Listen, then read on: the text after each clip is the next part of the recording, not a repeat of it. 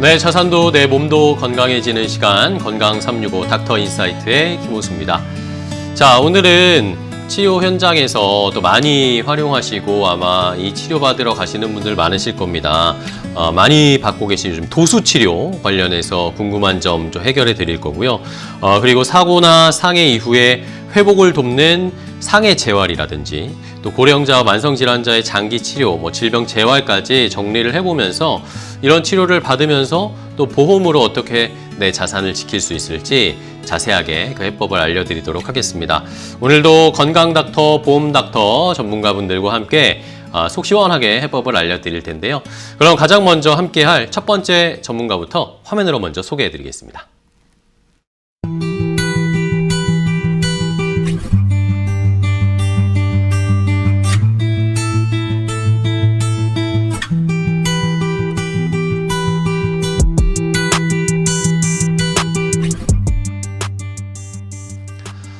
자, 첫 번째 전문가부터 함께 만나보도록 하겠습니다. 저의 건강을 잘 관리하고 상담을 해주실 건강닥터, 오늘은 천안도둔병원의 이현진 도수재활센터장과 함께 하겠습니다. 안녕하세요, 센터장님. 반갑습니다. 안녕하세요. 네, 시청자분들께 인사 좀 부탁드릴게요. 네. 안녕하세요. 천안도둔병원 도수재활센터장 이현진입니다. 정형도수 전문 물리치료사로 일상 속 통증부터 스포츠 손상까지 회복을 돕는 치료를 담당하고 있습니다. 네, 반갑습니다. 자, 도수재활센터장님, 이현진 센터장과 함께 내 몸 건강, 또 도수치료를 관련된 어떤 궁금증을 해결할 수 있을지, 그래서 저희가 시청자분의 사연을 받아봤습니다. 첫 번째 시청자분 어떤 궁금증을 가지고 계실지 화면으로 먼저 소개해드리겠습니다. 안녕하세요. 최근 허리와 어깨 통증 때문에 병원을 다니다가 도수치료를 권유받았습니다. 단순한 마사지와는 다르다고 하는데 실제로 어떤 치료인지 제 상태에 맞는 선택인지 잘 모르겠더라고요. 주변에서는 효과를 봤다는 사람도 있고 꾸준히 받아야 해서 부담된다는 이야기도 있어서 조금 망설여집니다. 통증 원인을 제대로 잡아주는 치료인지 몇 회 정도 받아야 변화를 느낄 수 있는지도 궁금합니다. 수술까지 가지 않기 위해서 도수치료가 도움이 될 수 있는 상황인지 또 시청자 입장에서 이해하기 쉽게 조언을 좀 부탁드립니다.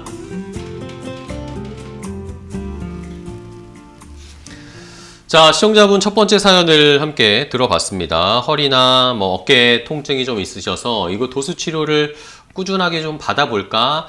이게 잘 효과가 있는 걸까? 라고 궁금해 하시는 것 같습니다. 센터장님과 그러면 하나씩 좀 이야기를 나눠보도록 할게요. 자, 센터장님, 요즘 도수치료 받으시는 분들이 제 주변에도 굉장히 많으시더라고요. 그래서 이것에 대한 이제 효과나 어떤 사람에게 필요한지 아마 많은 분들이 궁금해 하실 것 같습니다. 도수라고 하니까 그냥 말 그대로, 이름 그대로 손으로 하는 치료잖아요. 이게 의학적으로는 어떤 치료를 의미하는 건가요? 도수치료라는 말은 한자로 손도, 손수를 써서 흔히 손으로 하는 치료라고 인식하고 계시는 경우가 많습니다. 네. 하지만 저희가 말하는 도수치료는 단순히 손으로 만지는 치료가 아니라 통증의 원인을 정확히 파악하고 기능 회복을 목표로 하는 정형도수 물리치료 분야입니다. 이 치료는 오래전부터 유럽에서 발전해 왔는데 특히 영국과 북유럽을 중심으로 신경, 관절, 근육의 움직임을 손으로 평가하고 치료하는 체계적인 방법으로 정립되어 왔습니다. 네. 이후 국제 정형도수 물리치료사 연맹을 통해 도수치료는 경험에만 의존하는 것이 아니라 과학적 근거와 표준화된 교육 과정을 갖춘 전문 물리치료 분야로 발전해 왔습니다. 네. 그래서 흔히 도수치료라는 말을 손으로 하는 치료라는 것으로 인식하는 경우가 많지만 그 안에는 평가, 판단, 기능 회복이라는 명확한 치료 목적이 담겨 있다고 이해하시면 좋을 것 같습니다. 그렇군요. 손으로 하는 건 맞지만 어쨌든 그 안에 또 전문적인 평가나 판단 이런 기준이 있고 요걸 가지고 이제 해나가는 메커니즘인데, 근데 이제 시청자분들의 입장이나 저희가 도수치료를 받는 일반인의 입장에서는 사실 그러면 도수치료랑 마사지를 받는 거랑 이게 무슨 차이지? 라는 생각을 조금은 하게 되더라고요. 어떤 차이점이 있나요? 도수치료에서도 치료적 목적의 마사지를 사용하곤 합니다. 네네. 그렇기 때문에 일반인 분들이 이제 많은 헷갈리는 경우가 많이 존재하는 것 같습니다. 다만 일반적 마사지와 도수 치료에서 사용하는 치료적 목적의 마사지는 목적과 과정에 있어 그 차이가 존재합니다. 일반적 마사지는 뭉친 근육을 풀어 일시적으로 시원함을 느끼게 하는 관리의 개념이고 네. 치료적 마사지는 떨어진 근육의 움직임을 회복하고 그로 인해 제한된 관절의 움직임을 정상화시키는 데 초점을 맞추고 있어 치료의 목적을 초점을 두고 있는 일반적 마사지와는 차이가 있습니다. 그렇군요. 그러면 도수 치료를 저희가 뭐 받으러 가보면 바로 그냥 뭐 센터장님 같은 분께 이제 얘기를 하고 상담을 하면 바로 그냥 도수 치료를 해주시더라고요. 근데 저는 궁금한 게 아니 이 몸의 내 상태나 이런 것들을 보면 엑스레이나 이런 걸 찍고 하든지 아니면 뭐 검사를 받고 하든지 해야 되는 거 아닙니까? 통증의 양상이 비교적 단순하고 네네. 특별한 이상 소견이 없으며 문진이나 움직임 평가에서 특별한 위험 신호가 발생되지 않는 경우에는 도수 치료를 먼저 시행할 수는 있습니다. 네네. 그러나 이제 통증이 갑자기 심해졌거나 오래 지속되었거나 팔이나 다리로 저림 같은 증상이 동반된다면 엑스레이나 MRI 같은 영상 검사를 통한 의사의 진단이 먼저 받는 것이 안전하다고 볼 수 있습니다. 그렇습니다. 자, 그러면은 디스크를 우리가 만약에 진단을 받았다. 디스크나 목이나 허리 뭐 이런 디스크 요즘 워낙 많이 또 진단 받으시니까 이런 치료에도 도수 치료가 도움이 될까요? 도수 치료가 도움이 되는 시점이 있을까요? 디스크와 관련해 도수 치료가 도움이 되는 시점은 크게 세 가지로 나눠볼 수 있습니다. 첫 번째, 디스크 진단 전 예방의 단계입니다. 허리나 목에서 통증이 반복되지만 디스크 진단까지는 아닌 경우에 잘못된 자세나 관절, 근육의 움직임을 교정해서 디스크로 진행되는 걸 예방할 수 있습니다. 네네. 두 번째, 디스크 진단 후 수술을 피하기 위한 단계입니다. 영상 검사를 통해 이제 디스크 진단을 받게 되더라도 모든 디스크 진단이 수술로 이어지는 경우는 아닙니다. 그렇죠. 이 시기에는 통증을 유발하는 움직임을 줄이고 조절될 수 있는 통증과 일상생활 목표를 도수치료를 병행해서 할 수 있습니다. 그렇습니다. 세 번째는 디스크 수술 후 재활 단계입니다. 수술로 신경 압박은 해결됐지만 몸의 움직임이 바로 정상으로 돌아오지는 않기 때문에 도수치료를 통한 굳어진 관절과 근육을 회복시키고 재발을 막기 위한 올바른 움직임을 다시 만들어주는 재활치료를 시행하고 있습니다. 결국 도수치료는 디스크의 전, 중, 후 단계에서 시점에 맞게 목적을 달리해서 적용할 수 있는 치료라고 보실 수 있습니다. 네. 자, 디스크를 뭐 예방하는 뭐 효과도 좀 있고 진단을 받았을 때 그게 더 악화되지 않도록 하는 뭐 치료도 될 수가 있고 수술 후에도 회복하는 데도 어쨌든 도움을 줄 수 있는 게 도수 치료다라고 말씀을 해주셨고, 자 그러면은 뭐 근데 또 제 주변에 어떤 분들 같은 경우에는 내가 도수 치료를 잘하는 데서 도수 치료를 받아가지고 내가 수술까지 갈 거를 막았다 뭐 이렇게 이야기하시는 것도 저도 들은 경우가 있거든요. 이게 근데 실제로 가능한 상황인가요? 많은 분들이 이제 디스크 진단을 받으면 바로 수술을 떠올리시는데 그쵸, 네. 현실적으로 수술을 피할 수 있는 경우도 분명히 있습니다. 디스크 증상은 흔히 디스크가 신경을 직접 누르는 경우를 많이 알고 계시는데 네네. 실제적으로는 그 외의 요인들로도 증상이 나타나는 경우가 많이 있습니다. 예를 들어 디스크 주변 근육이 과도하게 긴장하면서 신경이 예민해지거나 관절의 정렬이나 움직임이 나빠져 구조물에 의해 신경이 자극되는 경우에도 디스크와 유사한 통증과 증상이 나타날 수 있습니다. 이처럼 디스크 자체보다는 주변 근육과 관절의 기능 문제가 통증의 주된 원인일 때는 도수 치료를 통해 신경의 압박을 감소시키는 치료를 진행할 수 있습니다. 자 그러면 이렇게 뭐 좋은 효과를 보시는 분들도 계시지만 말씀드린 것처럼 내가 수술까지 가는 걸 도수치료로 잘 커버했다라고 하시는 분들도 있지만 또 어떤 분들은 그 도수치료 뭐 하나도 효과 없더라 이런 분들도 또 계시더라고요. 또 반대 의견도 있던데 이런 분들은 왜 그럴까요? 도수치료가 효과가 없다고 느끼는 가장 큰 이유 중 하나는 치료의 방식과 치료의 수준의 차이가 있기 때문입니다. 네네. 도수치료는 지금 현행 제도상 모든 물리치료사들이 시행할 수 있지만 네. 실제로 전문 도수치료 자격을 갖춘 치료사는 국내에 많지 않은 게 현실입니다. 정확한 평가 없이 통증 부위 위주의 마사지 같은 치료가 반복될 경우 근본적인 문제 해결이 어렵기 때문에 치료 효과가 떨어질 수도 있습니다. 그렇겠죠. 최근 정부에서 관리급여 정책을 발표한 것도 이러한 일반적인 마사지 목적의 도수치료 남발을 줄이기 위한 취지로 볼 수도 있습니다. 물론 관리급여 정책 자체에 대해서는 현장에서도 여러 의견이 있지만 네네. 전체적인 방향을 보면 유럽의 도수치료 정책을 참고하려는 흐름으로 해석할 수 있습니다. 유럽에서는 도수치료를 시행할 때 전문 도수치료사 자격을 갖춘 치료사가 시행을 하는 경우에는 높은 수가를 책정해주며 정해진 횟수 안에서 목표를 달성하고 치료를 종결하는 것이 일반적입니다. 네네. 이런 흐름을 고려하면 앞으로도 국내에서도 치료 횟수가 일정 부분 제한된 가능성이 높아지고 그만큼 정해진 횟수 안에서 효과를 만들어내는 높은 수준의 치료가 요구될 것입니다. 결국 앞으로의 도수치료는 많이 받는 치료가 아니라 전문 도수치료 자격을 갖춘 치료사에게 정확한 평가를 바탕으로 계획적으로 받는 치료가 중요해지는 방향으로 가게 될 것이라고 볼 수 있습니다. 알겠습니다.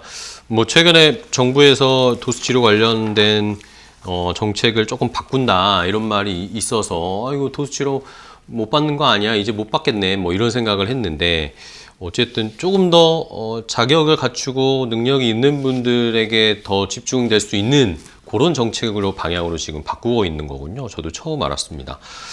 자, 그러면은 도수치료를 아까 뭐 제한된 횟수나 회차에 좋은 효과를 낼 수 있게 좀 바꾸어 가야 된다라고 해주셨는데 그러면은 어느 정도를 받아야 됩니까? 어느 정도 몇 번 정도 받으면 내 몸에 조금 효과가 있다 없다를 느낄 수 있을까요?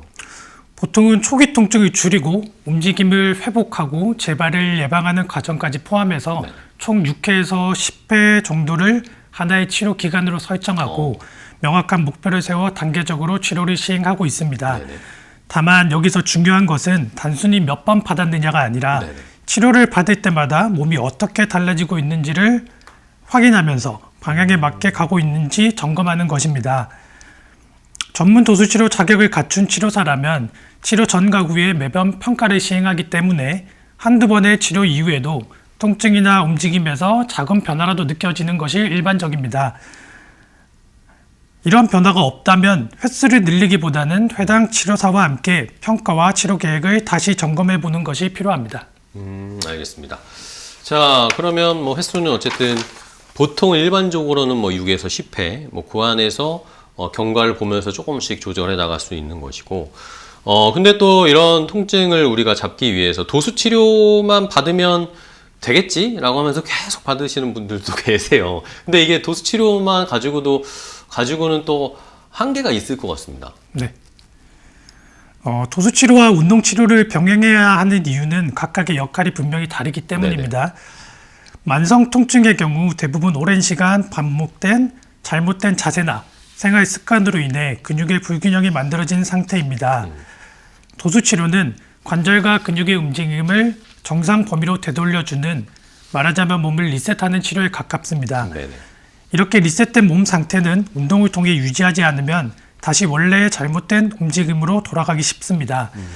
그렇기 때문에 운동치료를 통해 올바른 움직임을 몸이 스스로 유지할 수 있는 능력을 키워야 통증의 재발을 효과적으로 예방할 수 있습니다. 네네. 따라서 도수치료로 정상화된 움직임을 운동치료로 고정시키는 것이 재발을 막고 치료 효과를 오래 유지하는 가장 합리적인 방법이라고 볼 수 있겠습니다. 도수치료로 몸을 좀 정상화해 놓고 그걸 운동으로 고정시켜서 계속 유지될 수 있게 하는 운동치료가 좀 병행이 돼야 한다라는 거네요. 그러면은 도수치료를 내가 만약에 받고 있는데 좀 멈춰야 할 것 같다. 이런 상황에서는 더 이상 도수치료를 좀 지속하면 안 된다라는 그런 상황도 있을 것 같아요. 도수치료를 받으면서 모든 불편감이 위험 신호는 아닙니다. 네네. 도수치료 후 하루 이틀 정도 근육통처럼 뻐근하게 느껴질 수도 있고 당기는 통증이 느껴질 수도 있지만 이는 몸이 새로운 움직임에 적응하는 과정에서 나타날 수 있는 정상적인 반응입니다. 이러한 증상들은 대부분 하루 이틀 정도 지나면 자연스럽게 사라지는 것이 일반적입니다. 네네. 다만 치료 중 통증이 점점 심해지거나 팔다리에 힘이 빠지는 증상이 생긴다면 즉시 치료를 중단해야 합니다. 네. 이런 증상들은 단순한 근골격계 문제가 아니라 신경 손상이나 다른 질환과 관련된 가능성이 있기 때문입니다. 네. 자, 그러면은 뭐 그런 상황에서는 저희가 도수 치료를 조금 중단해야 할 필요가 있고, 치료를 내가 받았습니다. 근데 받아서 좀 호전이 됐어. 근데 이게 또 일정 기간 지나서 다시 아플 수도 있잖아요. 네. 이런 때는 이게 도수 치료가 잘못된 거라고 판단을 해야 될까요? 어떻게 해야 될까요? 치료가 어느 정도 진행된 뒤 통증이 다시 재발되는 경우를 살펴보면 네네. 크게 두 가지 이유가 있습니다. 먼저 6회에서 10회 정도의 치료가 마무리된 후 재발을 막기 위한 자가 운동을 안내 드리지만 통증이 없어지면 이를 꾸준히 하지 않는 경우가 많이 있습니다. 그렇죠. 이럴 경우 일상 속 잘못된 자세와 움직임이 그대로 유지되면서 통증이 다시 나타나기 쉽습니다. 두 번째는 치료 도중 통증이 줄었다는 이유로 스스로 판단하여 치료를 중단하는 경우입니다.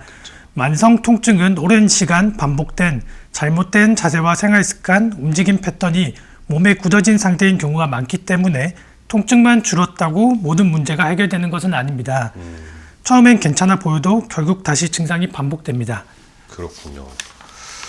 자, 그러면은 결국에는 내가 스스로 판단해서 뭐 치료를 멈춘다거나 뭐 유지할 수 있는 운동이나 치료들을 좀 멈추는 것은 나쁜 결과를 낼 수도 있는 상황이다라는 거고요. 마지막으로 그러면 우리 센터장님께 도수 치료를 받으시거나 받으려고 하시는 시청자분들께 도수 치료의 현실적인 목표라고 해야 될까요? 어디까지가 호전되면 우리가 이걸 좀 성공적으로 받았다라고 할 수 있을까요? 도수 치료의 현실적인 목표는 완치보다는 통증을 관리하고 기능을 회복하고 재발을 최소화하는 것에 가깝습니다.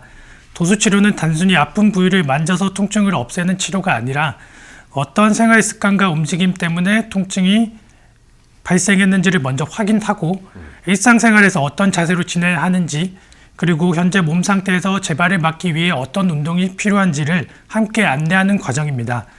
그래서 도수치료는 치료실 안에서 끝나는 것이 아니라 환자분이 자신의 몸을 이해하고 스스로 관리할 수 있도록 도와주는 과정이라고 보시면 됩니다. 네.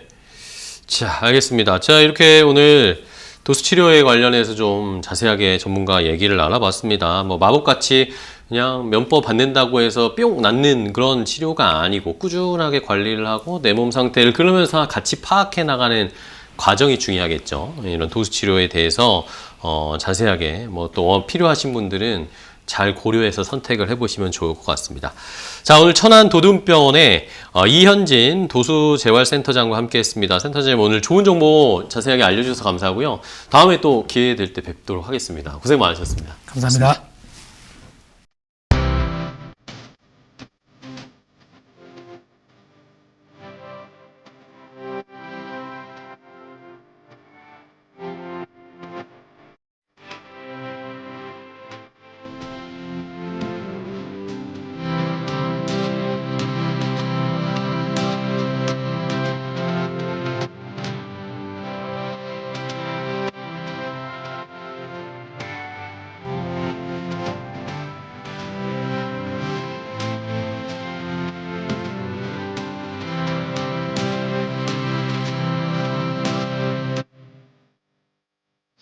자, 두 번째 이제 전문가와 함께 이야기를 나눠보도록 하겠습니다. 두 번째 보험 닥터는 어떤 분이 함께 할지 화면으로 먼저 소개해 드립니다.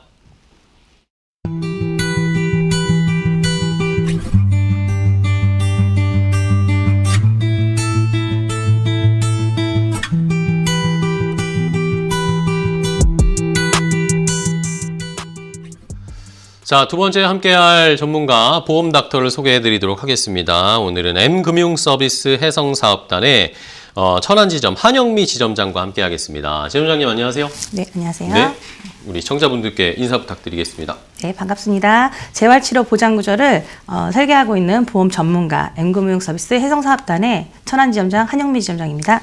네, 반갑습니다. 자, 지점장님과 그러면 어떤 이야기를 나눠볼지 오늘도 역시 이번에도 시청자분의 사연을 받아봤습니다. 어떤 궁금증, 고민을 가지고 계신지 화면으로 함께 만나볼까요? 안녕하세요. 부모님 연세가 많아지면서 고혈압과 당뇨 같은 만성 질환을 오래 관리하고 계십니다. 큰 수술보다는 병원에 자주 다니면서 치료와 재활을 반복해야 하는 상황이라서 앞으로 의료비 부담이 얼마나 될지 걱정이 됩니다. 단기 치료가 아니라 장기적으로 이어지는 질병 재활 과정에서 보험이 실제로 도움이 되는지 어떤 보장을 중심으로 살펴봐야 하는지 잘 모르겠거든요. 나이가 있다 보니까 지금이라도 준비할 수 있는 보험이 있는지도 궁금합니다. 고령자와 만성질환자를 기준으로 장기 치료와 재활에 대비하려면 어떤 보험 구상이 현실적일지 조언을 부탁드립니다. 자, 두 번째 시청자분의 사연을 함께 받아봤습니다. 이제 고민이신 이 부모님의 연세가 또 많아지면서 관리를 해드려야 할 텐데 고민이 있으셔서 저희에게 사연을 주셨습니다. 지점장님과 그러면 함께 이야기를 나눠보도록 할 텐데요. 자, 오늘은 일단은 뭐 사고나 상해, 뭐 후유증 중심 이런 걸로 좀 짚어보도록 하겠습니다. 보험에서는 일단은 치료가 끝났다라고 판단이 되면 이거를 회복이 끝난 걸로 보는 건가요? 아닙니다. 그런가요? 치료 종결과 회복 완료는 보험에서는 전혀 다른 의미입니다. 치료 종결은 의사가 더 이상의 적극적인 치료가 필요 없다라고 하는 네네. 병원 측의 판단이고요. 회복은 보험사 기준에서는 신체 기능이 정상적으로 사고 전처럼, 즉 일상생활에 불편함이 없는지 여부를 보고 있다고 보시면 되겠습니다.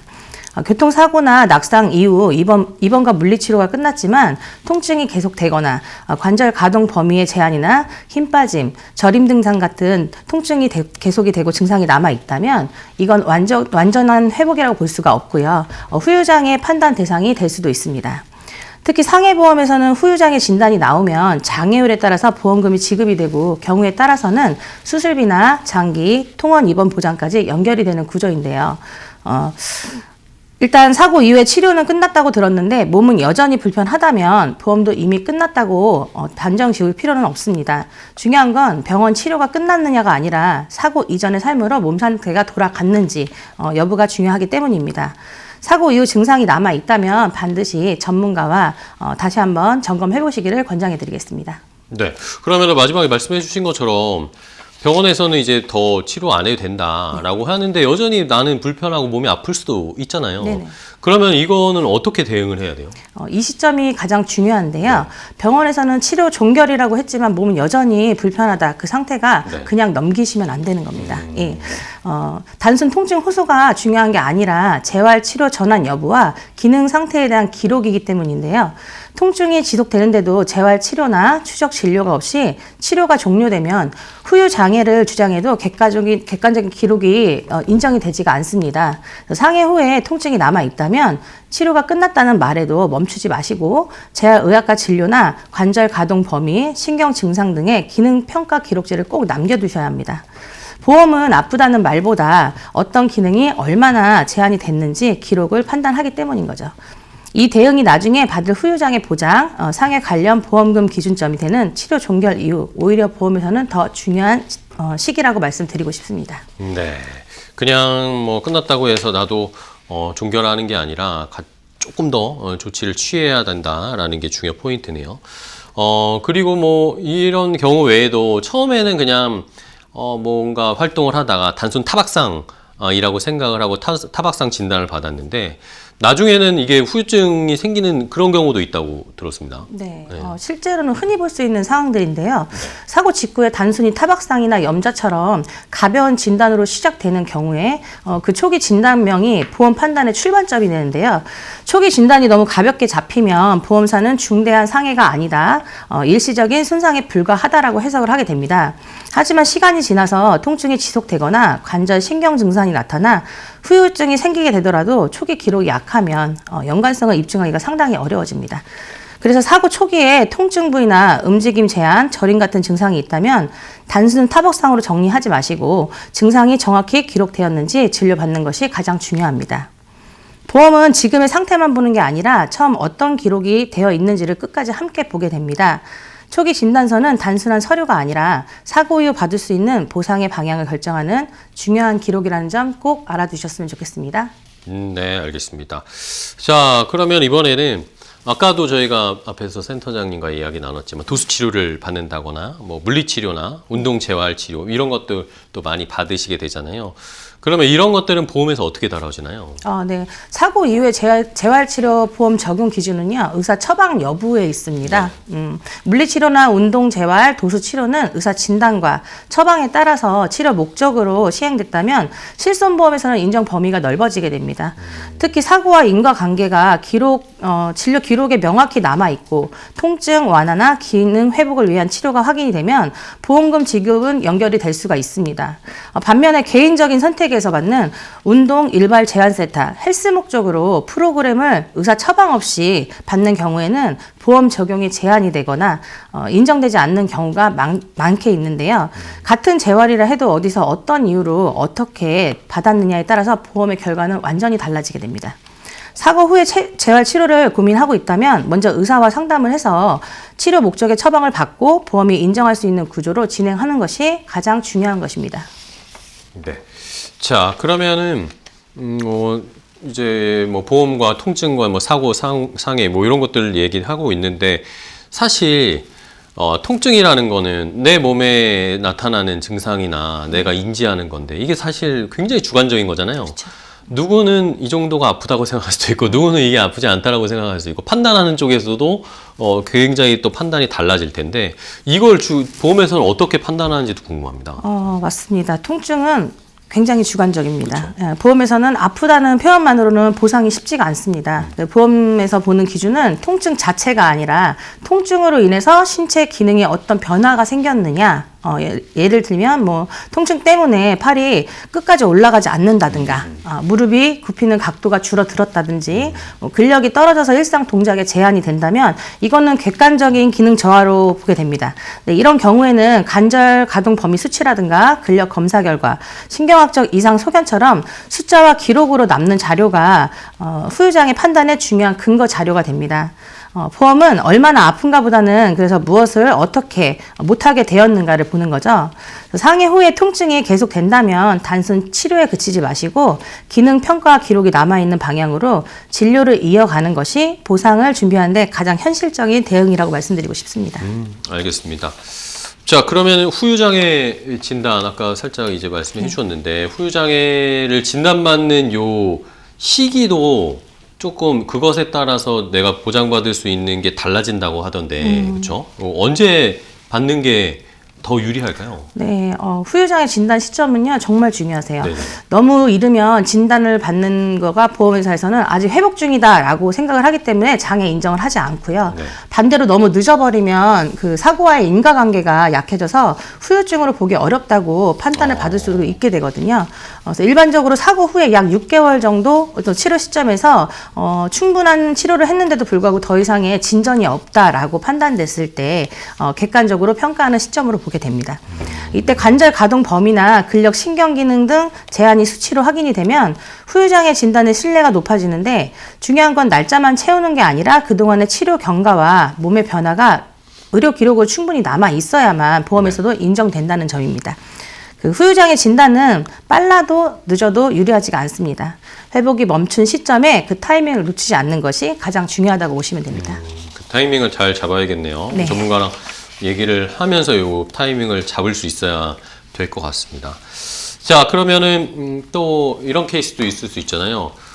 원래 내가 디스크나 관절염이나 이런 것들이 있었는데 사고가 발생을 해서 이거에 더 악화된다거나 뭐 이런 경우 이런 경우에는 보상에서 좀 불리하지 않을까도 걱정하시는 분들이 있어요. 내가 원래 디스크가 원래 있었으니까 이게 불리하게 작용하는 거 아닌가? 그런 질문도 많이 하시더라고요.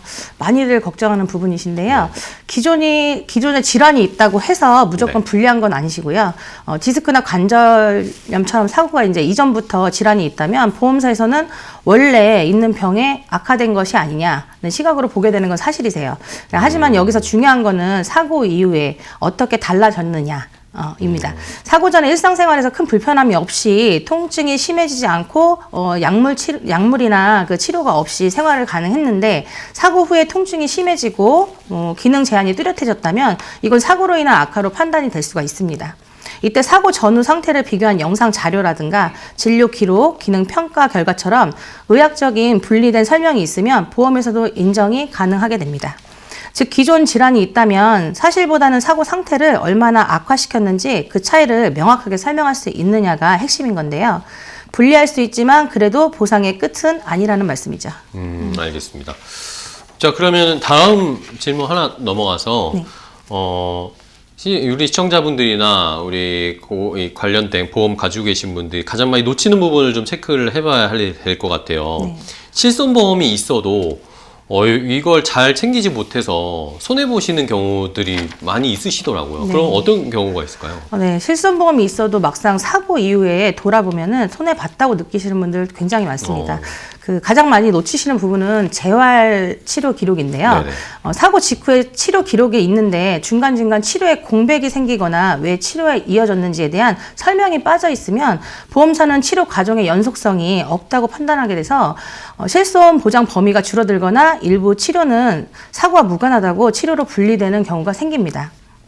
실손보험은 치료를 자동으로 보장해주는 구조가 아니라 사고 이후에 치료가 어떻게 이어졌는지 기록으로 증명하는 보험입니다. 상해 재활을 받을 때에는 진단서, 소견서, 치료 계획이 연결될 수 있게 관리하는 것이 매우 중요합니다. 보험에서 손해보지 않으려면 치료를 잘 받는 것만큼 기록을 남기는 것이 중요하다는 점을 꼭 기억해 주셨으면 좋겠습니다. 알겠습니다. 기록을 잘 남겨둬야 된다.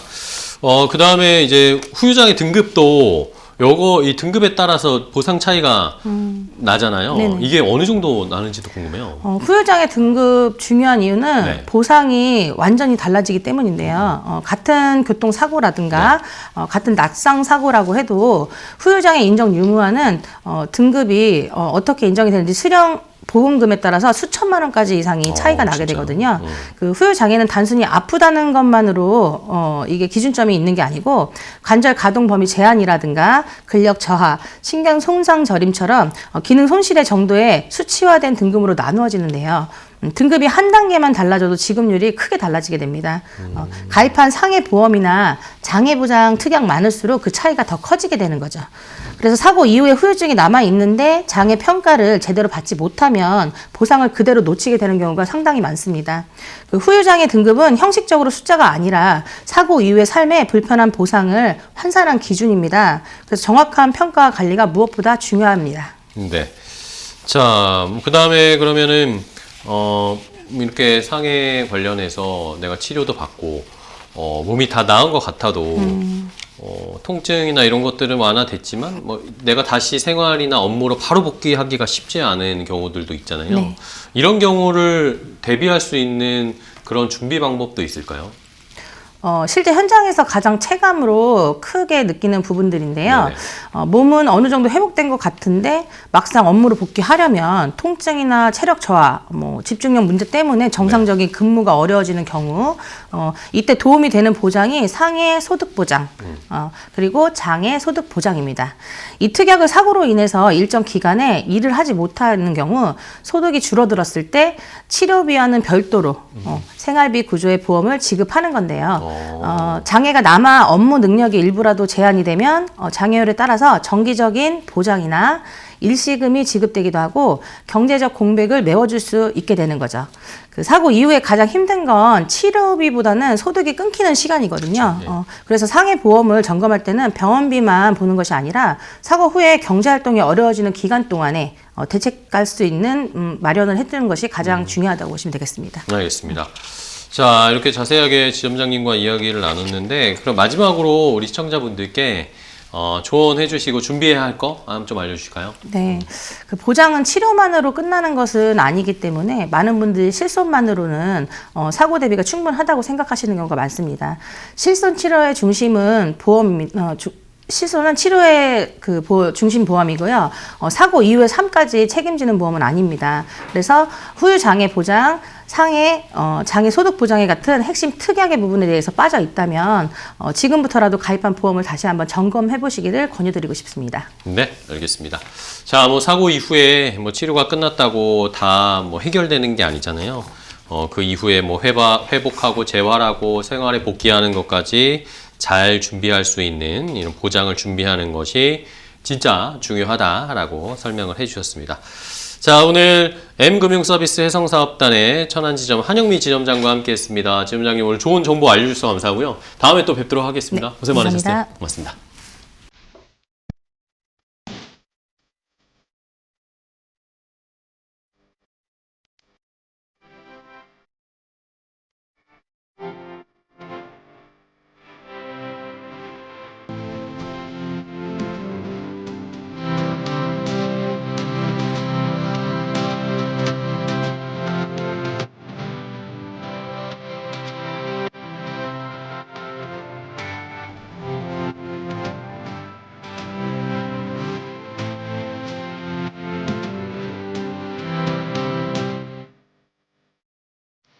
자, 건강 365 닥터 인사이트와 함께하고 계십니다. 이번에 세 번째 또 전문가 보험 닥터와 해결책을 알아보도록 할 텐데요. 어떤 분과 함께 할지 바로 소개해 드리겠습니다.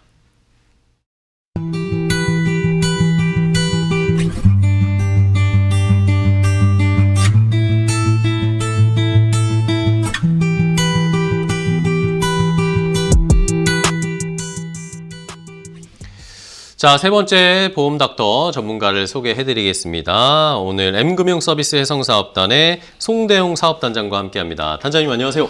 네, 안녕하세요. 네, 반갑습니다. 시청자분께 인사 부탁드릴게요. 네, 안녕하세요. N금융서비스 해성사업단 사업단장 송대용입니다. 반갑습니다. 네, 반갑습니다. 자, 사업단장님과는 오늘 또 어떤 시청자분의 고민을 해결해 드릴지 오늘 또 세 번째 시청자 사연이 준비되어 있습니다. 어떤 내용인지 바로 확인해 보시죠. 안녕하세요. 부모님이 연세가 많아지면서 한 가지 병이 아니라 여러 가지 만성질환을 동시에 관리하고 계십니다. 입원보다는 통원치료와 재활치료를 오래 이어가야 하는 상황이어서 치료비가 조금씩 계속 나가는 점이 부담인데요. 기존 보험은 수술이나 입원 중심이라 이런 장기 치료에 얼마나 도움이 되는지 잘 모르겠습니다. 나이가 있다 보니까 새로 가입할 수 있는 보장이 있는지도 궁금하고 지금 가진 보험으로는 무엇을 점검해야 할지도 좀 막막한데요. 고령자와 만성질환자의 장기 치료와 질병 재활을 기준으로 현실적으로 대비할 수 있는 보험 방향이 무엇인지 조언을 부탁드립니다. 자, 세 번째 시청자분의 사연을 함께 들어봤는데 아무래도 부모님을 좀 관리해드리기 위해서 역시 고민이신데 단장님과 하나씩 좀 궁금증을 해결해 보도록 하겠습니다. 이제 나이가 있으신 분들 고령자 보험은 새로 가입하는 것보다 기존의 보험을 어떻게 잘 유지하고 다시 한번 세팅을 하고 이런 게 또 중요하다고 이야기를 있던데 이게 맞을까요? 네, 맞습니다. 고령자 보험에서 유지가 더 중요하다는 말은 현장에서 매우 정확한 표현입니다. 네, 연령이 높아지고 만성질환과 장기치료 이력이 쌓이면 보험의 핵심은 더 좋은 조건으로 가입이 아니라 네. 치료 과정에서 보장이 끊기지 않도록 지켜주는 전략으로 바뀌게 됩니다. 이유는 세 가지입니다. 첫 번째로 재가입 재심사 리스크입니다. 네. 고령자 실손과 유병자 실손은 재가입 주기마다 심사가 존재하고요. 치료 이력이 쌓일수록 기존 계약을 해지하면 동일 조건 재가입이 어려워질 수 있습니다. 네, 두 번째는 보장의 연속성입니다. 장기 치료에는 한 번 더 크게 받는 것보다 보장이 중간에 끊기지 않도록 받는 것이 훨씬 중요합니다. 실손은 반복되는 의료비 부담의 바닥을 잡아주는 핵심 기반입니다. 네, 세 번째는 리스크 확장성입니다. 장기 치료 과정에서는 병원비뿐만 아니라 간병, 비급여 재활 비용까지 부담이 넓어집니다. 이때는 기존의 보험의 틀을 유지하면서 부족한 영역만 보완하는 것으로 전략이 가장 안정적일 수 있겠습니다. 결론적으로 고령자의 보험의 핵심 조건은 비교가 아니라 치료 선택권을 끝까지 지켜주는 보장 구조를 유지하는 것입니다. 알겠습니다. 자, 그러면 이제 연세가 있으신 분들이 만약에 고혈압이라든지 당뇨 같은 만성질환 이런 게 제일 걱정이잖아요. 네. 만약에 이런 진단을 받으면 내가 기존에 하고 있던 실손보험은 계속 쓸 수가 있는 거. 이게 사용이 제한이 생기거나 그러진 않나요? 네, 우선 계속 사용할 수 있습니다. 네, 만성질환은 진단 자체가 실손 보장을 즉시 제한하지는 않습니다. 네, 실손은 질병명이 아니라 실제 발생한 의료비를 기준으로 보상을 하는 구조이기 때문에 고혈압이나 당뇨 진단 이후에 약제비, 검사비, 진료비, 입원비는 약관 범위 내에서 청구가 가능합니다. 다만 두 가지만 기억하시면 됩니다. 첫 번째, 현재 유지 중인 실손은 치료 중에도 사용이 가능하지만 재가입 시 추가 심사가 있을 수 있습니다. 두 번째는 보상은 질병 자체가 아니라 치료 목적과 실제 비용을 기준으로 결정됩니다. 만성질환으로 치료 기간이 길어질수록 실손의 역할은 더 중요하게 됩니다. 네. 말씀해 주신 것처럼 만성질환 때문에 이제 치료가 계속 들어가야 되는 이제 장기 치료를 해야 하는 경우가 생기면 이런 분들은 보험으로 대비를 하시려고 할 텐데 이분들이 좀 놓치는 포인트들이 있을까요? 네, 장기 치료 시 보험 설계의 핵심은 보장의 지속성 구조입니다. 중대 질병과 만성 질환은 통원 치료와 재활 과정에서 비용이 반복적으로 좀 발생하게 됩니다. 이 시점에서는 새로 가입하는 것보다는 지금 가진 보장을 유지하면서 반복 치료 비용에 대응할 특약 구조를 쌓는 것이 현실적인 대비입니다. 특약 구조는 척추 관절 질환에서는 도수 치료나 체해 충격파 같은 비급여 통원 특약이, 암 치료 과정에서는 통원 약물, 방사선 특약이 치료 공백을 메워줄 수 있습니다. 이 특약들의 공통점은 단발 보상이 아니라 치료가 길어질수록 대응력이 커진다는 점입니다. 보험은 단발 보상이 아니라 치료 선택권을 지켜주는 지속 자금 구조라고 생각하시면 되겠습니다. 네.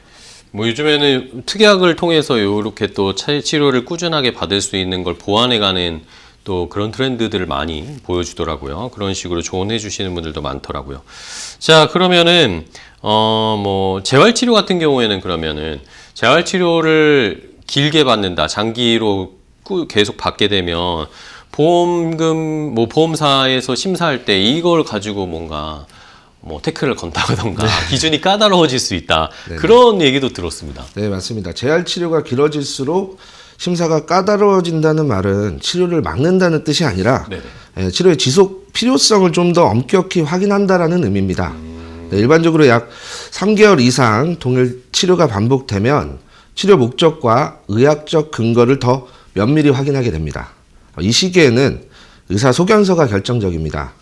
현재 기능 저하 상태, 재활 치료의 목표, 그리고 향후 치료 지속성이 명확히 기록되어 있어야 합니다.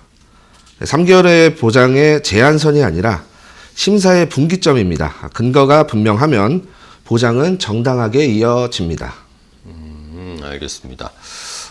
그리고 이 고령자분들, 이제 나이가 좀 있으신 분들 같은 경우에는 내가 병원에 입원을 하는 경우도 생길 텐데, 입원을 했는데도 근데 이게 입원으로 보험사에서 인정이 안 되는 경우가 있다고 하던데, 이거는 왜 그런 건가요? 네, 있습니다. 보험사에서 말하는 입원 인정은 병원에 머문 사실이 아니라 의학적으로 병원 치료가 반드시 필요했는지를 기준으로 판단을 좀 합니다.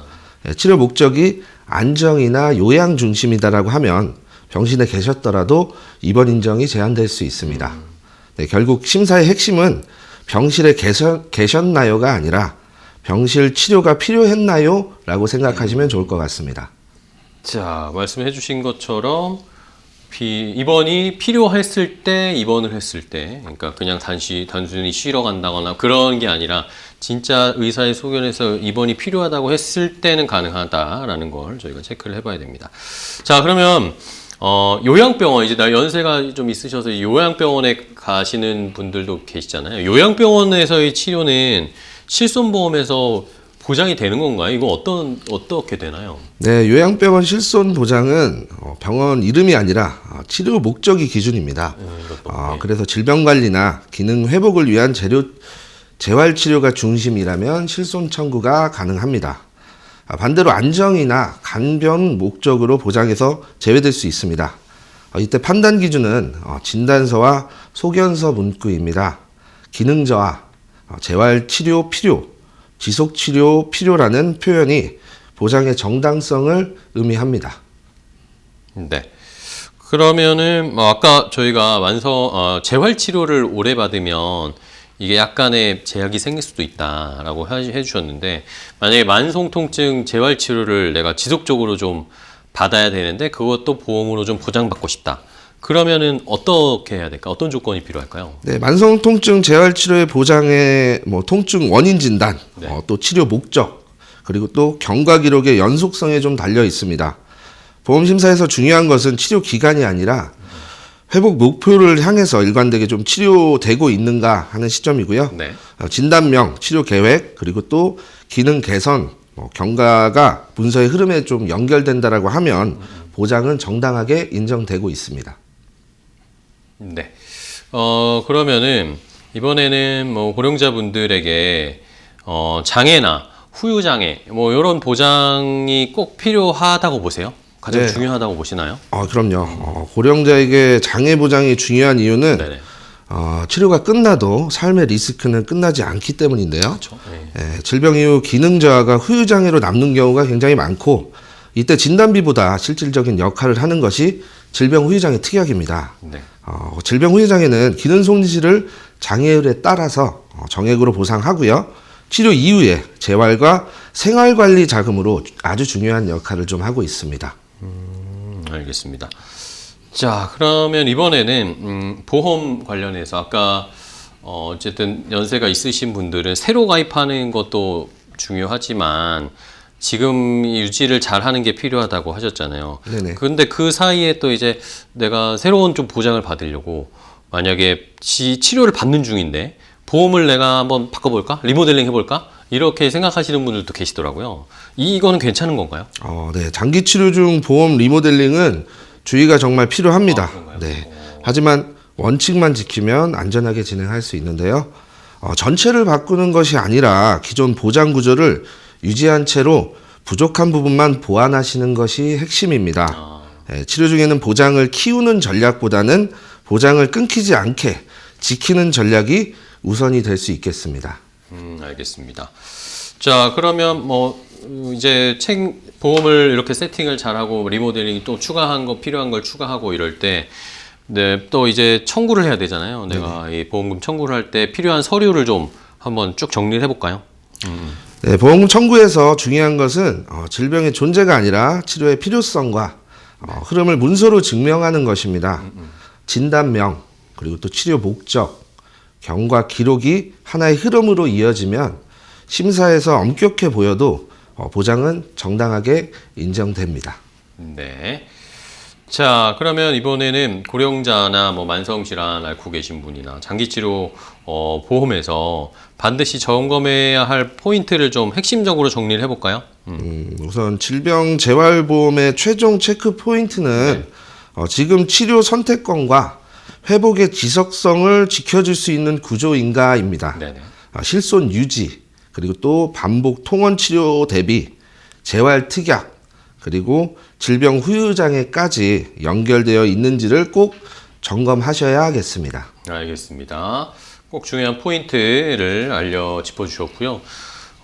마지막으로 하나 더 이제 질문 드릴 건 최근에 도수치료 관련돼서 우리 아까 센터장님과도 얘기했지만 도수치료 관련해서 지금 정부에서 약간 제도 변화가 있잖아요. 하려고 하고 있는데 요거 관련해서 저희가 한번 점검을 해봐야 될 것 같아요. 네네. 도수 치료는 장기 치료에서 의료비 부담을 보완하는 좀 대표적인 항목인데요. 네네. 다만 보험 세대별로 한도와 본인 부담금 구조가 다르게 좀 적용이 됩니다. 앞으로 관리급여 편입으로 본인 부담금이 커질 가능성이 좀 있기 때문에 네. 진단명과 치료 목적이 문서로 좀 더 정확하게 남는 것이 중요해집니다. 1세대는 1일에 30만 원, 또한 30회, 5천 원 자기 부담금으로 안정적이고 네. 2세대는 하루에 25만 원, 180회, 그리고 10%에서 20% 또는 만 원에서 2만 원 중 큰 금액. 3세대, 4세대는 연 350만 원, 50회, 30% 부담 구조를 따릅니다. 특히 도수치료가 관리급여로 편입되면서 앞으로는 본인 부담금 90에서 95%가 적용될 예정인데요. 예를 들어 10만 원 치료 시 환자 부담액이 약 9만 5천 원, 건강보험 부담이 5천 원 수준입니다. 이 변화로 병원별 가격 편차를 좀 줄이고 실손 청구와 심사 기준은 더 명확해집니다. 참고로 4세대 실손은 비급여 이용량에 따라 보험료가 할증될 수 있고 10회마다 병적 완화 증명서 제출이 요구될 수도 있습니다. 추나요법도 25년도부터 연 20회 급여 적용, 또 초과 시 비급여 전환이며 실손은 급여 항목에 대한 추가 청구가 가능합니다. 결론적으로 장기 치료 대비 보험 청구에서는 진단명과 치료 목적 또 반복 필요성이 소견서 문장 흐름으로 분명히 연결되어 있어야 보장이 정당하게 인정되겠습니다. 네, 알겠습니다. 자, 이렇게 마지막으로 도수치료 관련된 변화 저희가 체크해봐야 할 것도 자세하게 짚어주셨습니다. 자, 오늘 N금융 서비스 해상사업단의 송대원 사업단장과 함께 했는데요. 단장님 또 오늘 좋은 정보, 유익한 정보 알려주셔서 감사하고요. 다음에 또 뵙도록 하겠습니다. 오늘 고생 많으셨습니다. 네. 고맙습니다.